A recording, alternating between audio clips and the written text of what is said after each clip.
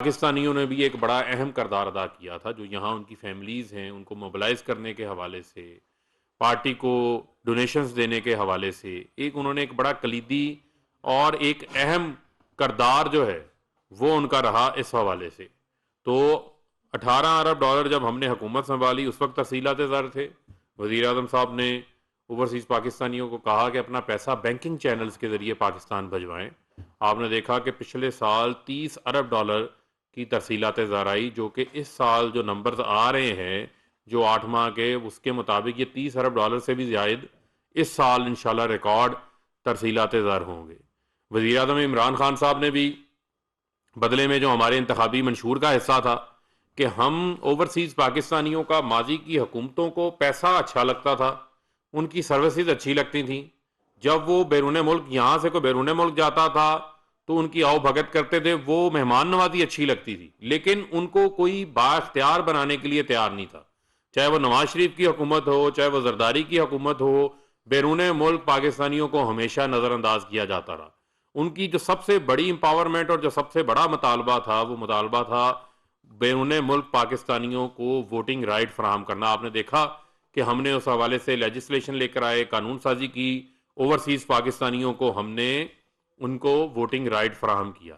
इसी के साथ साथ आपके इल्म में होगा कि हम ओवरसीज पाकिस्तानियों को के लिए जो मुख्तारनामा, एक बहुत बड़ा पावर ऑफ अटॉर्नी का मामला होता था, उसके लिए उनको कई माह का अरसा लग जाता था कि वो पावर ऑफ अटॉर्नी जो है वो वेरिफिकेशन होती थी, फॉरेन ऑफिस आती थी, फॉरेन ऑफिस से एम्बेसी जाती थी या हाई कमीशन ऑफिस जाती थी, तो उससे उनको बड़ी दिक्कत का सामना करना पड़ता था अपनी लेन देन के मामलात में, प्रॉपर्टी की सेल और फरोख्त के अंदर।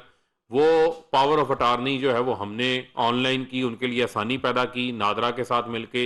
इसी तरीके से जो सक्सेशन सर्टिफिकेट्स थे, उस हवाले से भी जो है आपके इल्म में था कि अदालतों में जाना, खुद बयानात देना, वो एक पूरा कम्बरसम, एक मुश्किल प्रोसेस था, जो उनके लिए आसानी हुई। इसी तरह रोशन डिजिटल अकाउंट, रोशन डिजिटल अकाउंट के अंदर 3.5 अरब डॉलर से जायद बैरून मुल्क पाकिस्तानी जो है वो पैसा अपना जमा करवा चुके हैं। और उसी के साथ हमने उनके लिए सहूलत फराहम की है कि अगर कोई बैरून मुल्क पाकिस्तानी जो वहां पर काम कर रहा है, और ख़ास तौर के ऊपर जो बैरून मुल्क पाकिस्तानियों के अंदर वर्कर क्लास है, उनके लिए बड़ा मुश्किल होता था कि वो अपने घर यहाँ नहीं खरीद सकते थे, वो एक माहाना अपने घर वालों को गुजर बसर के लिए खर्चा भेजते थे, उनके लिए ये आसानी हुई। या वो ओवरसीज पाकिस्तानी जो यहाँ भी इन्वेस्टमेंट करना चाहते हैं, रोशन डिजिटल अकाउंट के अंदर हमने एक मजीद उनके लिए सहूलत फराहम की कि वो अपना घर लेने के लिए जिस तरह यहाँ पाकिस्तानी कर्ज ले सकते हैं घर के लिए, इसी तरीके से रोशन डिजिटल अकाउंट होल्डर भी बैंक से लोन ले सकता है, जो यहाँ से रोशन डिजिटल अकाउंट के साथ मुंसलिक जो अप्रूव्ड हाउसिंग स्कीम्स हैं उसमें वो सहूलत हासिल कर सकता है। तो मैं समझता हूँ कि ओवरसीज़ पाकिस्तानी इस हवाले से वज़ीर आज़म इमरान खान साहब का शुक्रिया अदा करना चाहते हैं। 25 से ज़ायद ममालिक से बैरून मुल्क पाकिस्तानी जो है वो पाकिस्तान तशरीफ़ ला चुके हैं, और 13, 14, 15 तारीख को यहाँ पर कन्वेंशन सेंटर के अंदर पाकिस्तान की तारीख का सबसे बड़ा जो ओवरसीज़ कन्वेंशन है वो होने जा रहा है।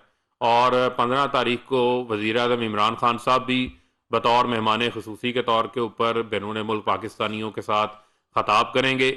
ये तमाम जो इवेंट है इसको ऑर्गेनाइज जो है वो हमारी जो ओवरसीज़ की ऑर्गेनाइजेशन है, जिसके सरबराह डॉक्टर अब्दुल्ला रियाड साहब हैं, वो उसको मुनज़्ज़म कर रहे हैं। और हमारी कोशिश है कि हम बैरून मुल्क पाकिस्तानियों को ये एहसास दिलवाएं कि जिस तरीके से वो वहाँ अपने मुल्क की मोहब्बत के लिए हर वक्त जो है वो कोशिश कर रहे होते हैं, उनकी एफर्ट्स होती हैं, उनकी तमाम तर काविशें उस हवाले से होती हैं। तो मैं समझता हूँ कि उनको यहाँ एक्नॉलेज करना भी मैं समझता हूँ बड़ा इम्पॉर्टेंट है, बड़ा ज़रूरी है कि हम उनकी खिदमात को एक्नॉलेज करें। और बैरून मुल्क पाकिस्तानी जो पाकिस्तान का असासा है, हर मौके के ऊपर, चाहे सैलाब हो, जलजला हो, कोई तूफान हो, कोई भी मुश्किल की घड़ी हो, वहाँ पर ओवरसीज़ पाकिस्तानियों ने पाकिस्तान का हमेशा साथ दिया है।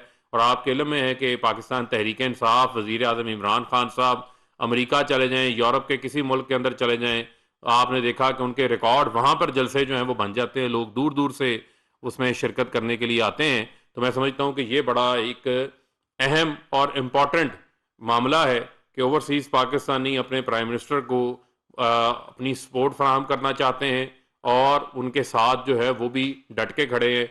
मैं डॉक्टर अब्दुल्ला रियाड साहब से भी गुजारिश करूंगा कि वो इस हवाले से आपको थोड़ी तफसीलात शेयर करें। फ़रक भाई, बड़ी मेहरबानी, शुक्रिया। मुख्तसरन इसकी थोड़ी सी और मैं तशरीह करूँगा जो फ़रक भाई ने बातें की हैं, जो वजह हमारे इस कन्वेंशन में शुक्रिया की वजह। शुक्रिया एक तो वो चीज़ें हैं जो इमरान खान साहब की हुकूमत ने ओवरसीज़ के लिए कर दी हैं।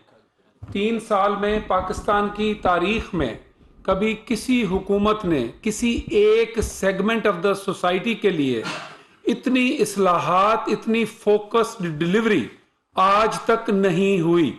एक ये तयशुदा बात है। वो बातें फर्क साहब ने बताई, मैं दोहराना नहीं चाहता। हम उससे बढ़कर जो शुक्रिया अदा करने आए हैं, 25 ममालिक से 500 से जायद डेलीगेट्स पाकिस्तान में इस वक्त ऑफिशियल डेलीगेट्स मौजूद हैं और 750 से जायद पार्टी के सपोर्टर्स एंड वर्कर्स इस्लामाबाद में मौजूद हैं। इंशाअल्लाह ताला 15 तारीख तक आपको उसका डिस्प्ले नजर आएगा। वजूहात क्या हैं? पहली चीज, हम शुक्रिया इमरान खान साहब का ये करने आए हैं कि उन्होंने हमारी जो बाहर बैठे हुए तारकीन वतन एंड ओवरसीज का जो ग्रीन पासपोर्ट की जो डिग्निटी थी, इमरान खान साहब ने उस डिग्निटी को रिस्टोर किया एज अ रहनुमा, as a leader, as a sovereign nation का जो एक स्टैंडिंग होती है। जिस मुदल्लल तरीके से पाकिस्तान का केस बयान किया यूनाइटेड नेशंस में और जारे मशरकी सरहदों से आने वाले को जिस तरीके से डट के मुकाबला किया, नेशनल सिक्योरिटी के तमाम इकदार को भरपूर तरीके से मुकम्मल पाकिस्तान के तहफ़्फ़ुज़ के लिए खड़े रहे और गैर मुतज़लज़ल तरीके से कश्मीर का मसला बयान किया, उसका हम शुक्रिया अदा कर रहे हैं। शुक्रिया अदा करने आए हैं कि पाकिस्तान की एक्सपोर्ट्स 35% इजाफा हुआ 3 सालों में। पाकिस्तान की फैसलाबाद सियालकोट की इंडस्ट्री इस वक्त सरप्लस कैपेसिटी पे काम कर रही है। इस चीज का हम शुक्रिया अदा करने आए हैं। शुक्रिया अदा करने आए कि पाकिस्तान की तारीख में ये पहला रहनुमा है जिसने सीरतुन नबी की अवाम को ये तलकीन की है कि देखें, इस्लाम को, मजहब को सियासत में हथियार तौर पे इस्तेमाल नहीं होना चाहिए। हर पाकिस्तानी और मुसलमान को सीरतुन नबी की तरफ देखना चाहिए और अपने आप को उसकी पैरोकारी करनी चाहिए। ये पहला रहनुमा है जिसने पाकिस्तान में एक गरीब डाउन टू अर्थ तबके का एहसास किया, न सिर्फ बात की, डिलीवरी दी। कोरोना की वबा में पाकिस्तान का रहनुमा जिसने लोकलाइज्ड स्मार्ट लॉकडाउन की बात की तो दुनिया में और नाकदीन हंसते थे और चंद महीनों में सारी दुनिया ने उसी को अडॉप्ट किया। इन चीजों का हम शुक्रिया अदा करने आए हैं और हम फख्र महसूस करते हैं अपने लीडर का, जो काम उन्होंने हमारे लिए किए। राइट टू वोट, डिजिटल मुख्तारनामा, सक्सेशन सर्टिफिकेट और तारकीन वतन जाने वालों के लिए जो वीजा, वर्क वीजा पे मजदूर एक वर्क वीजा के बाद उसको एजेंट को पैसे देने होते हैं, ट्रैवल के लिए अपनी भेड़ बकरी बेचता है, बेबी के जेवर बेच के वो सऊदीया में या कतर में जाके काम करता है और 3 साल तक वो सूद के साथ उन पैसों की अदायगी करता है वजह से, और हम मशकूर है उनके। थैंक यू जी। अच्छा सर, ये बताइएगा सबसे पहले तो कल का वाकया जो है उसकी जरा बताइएगा कि ये नौबत क्यों आई सर कि पार्लियामेंट लाजस में बहुत सारे लोग उसके अगरचे वज़ीर दाखिला की वजारत भी आ गई है, आप क्या कहते हैं? देखें, बुनियादी तौर के ऊपर आपके इल्म में है कि फजलुर रहमान की ये जो जमात है, जो लठ बरदार, डंडा बरदार फोर्स बनाई हुई है, बल्कि मैं आज की तवज्जो से ये इलेक्शन कमीशन को कहना चाहता हूँ कि हर चीज़ के ऊपर नोटिस लेते हैं, हर चीज़ की खिलाफ वर्जी के ऊपर जो है वो कार्रवाई करते हैं। तो जो सेक्शन 200 है, आप उसे पढ़ लें इलेक्शन एक्ट का, वो बड़ा वाज़ेह लिखता है कि कोई political party paramilitary training, military training या किसी मिलिट्री के नाम के ऊपर जो है वो लठ बरदार जत्थे नहीं बना सकते। आप देखें कि इनकी बाकायदा ट्रेनिंग्स दी जाती हैं। डंडा बरदार ये फोर्स है, किस तरीके से कल पार्लियामेंट के ऊपर इन्होंने धावा बोला, और धावा बोलकर आपके इल्म में है कि पार्लियामेंट के अंदर जहाँ पर अरकान असम्बली रहते हैं, खवातीन अरकान होती हैं, उसके अलावा अरकान असम्बली की फैमिलीज वहाँ पर रहते हैं, उनके बच्चे वहाँ पर होती हैं, खवातीन वहाँ पर होते हैं। तो मैं समझता हूँ कि खौफ व हरास की इन्होंने सूरत हाल पैदा करने की कोशिश की उन लोगों को जिस तरीके से इन्होंने वहां दाखिल करवाया, उसके ऊपर तो वजीर दाखिला सारे मामले को देख रहे हैं, उसकी इंक्वायरी भी होगी, कुछ लोगों को उन्होंने मुअत्तल भी किया है, उनके खिलाफ कार्रवाई भी की है। लेकिन ये कौन सा तरीकाकार है? मुझे आप ये बताएं, मैं ये सवाल पूछना चाहता हूं कि आप बताएं, जब फजल रहमान ने लॉन्ग मार्च किया इस्लामाबाद में, इनके कितने लोग गिरफ्तार हुए? जब ये चेयरमैन सेनेट के खिलाफ ये कहते हैं ना हमारे बंदे अगवा कर लिए जाएंगे, इनके पास नंबर्स पूरे नहीं है।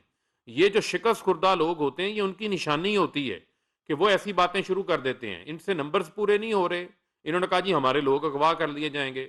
आप मुझे ये बताएं, कराची से इस्लामाबाद तक बिलावल ने मार्च किया, कितने बंदे उसके उठा लिए गए, कितने लोगों को जेलों में डाला गया?